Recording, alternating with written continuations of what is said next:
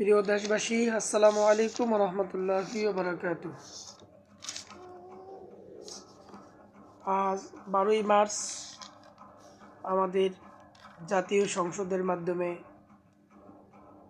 আমাদের নতুন সরকারের অগ্রযাত্রা শুরু হতে যাচ্ছে। জাতীয় সংসদে আজ প্রথম অধিবেশনে বিরোধী দলীয় জাতীয় মিলন মেলা খুবই ভালো লাগলো। বিরোধী দল হচ্ছে হুজুরদের মিলন মেলা।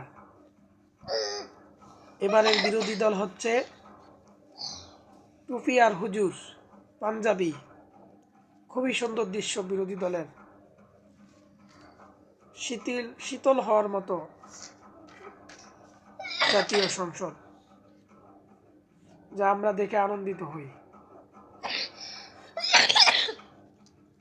শুভেচ্ছা ও অভিনন্দন জানাই নতুন সরকারের নতুন প্রধানমন্ত্রী, মাননীয় প্রধানমন্ত্রী জনাব তারেক রহমান সাহেবকে। অভিনন্দন জানাই জাতীয় সংসদের মাননীয় বিরোধী দলীয় নেতা সহ সকল নেতৃবৃন্দকে।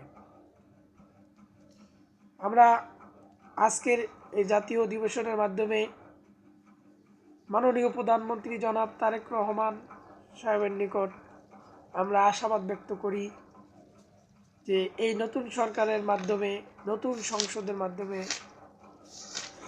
আমাদের দেশে যে স্বৈরাচারের আবির্ভাব ছিল, স্বৈরাচার বিদায় নিয়েছে।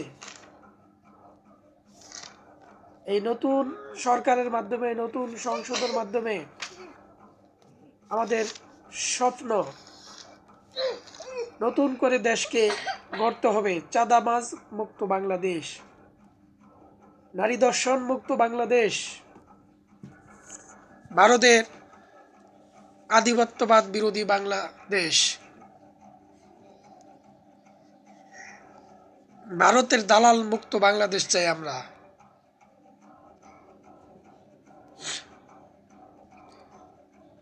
খুন, হত্যা,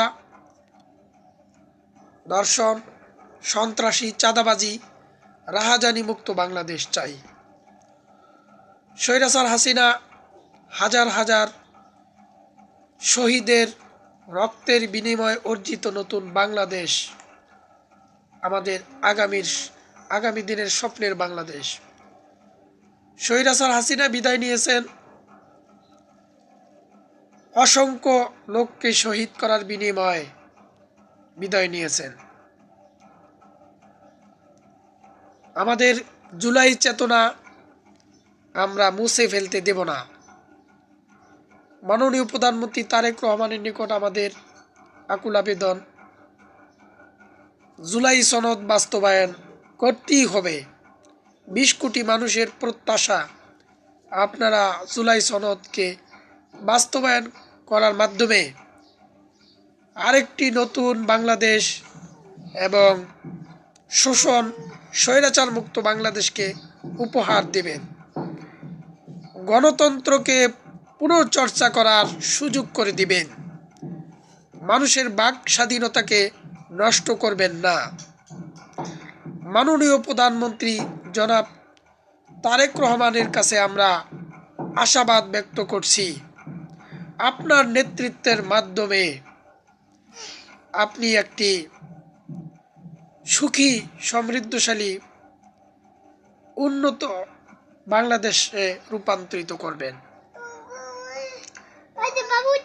এবং বাংলাদেশে থাকবে না কোনো ঘুষ, দুর্নীতি।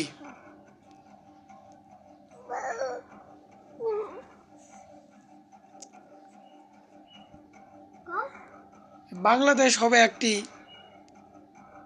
বিশ্বের ভিতরে উন্নয়নের রোল মডেল।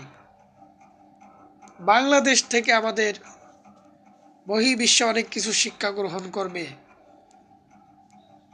মাননীয় প্রধানমন্ত্রী তারেক রহমানের কাছে আমরা এই আশা ব্যক্ত করি।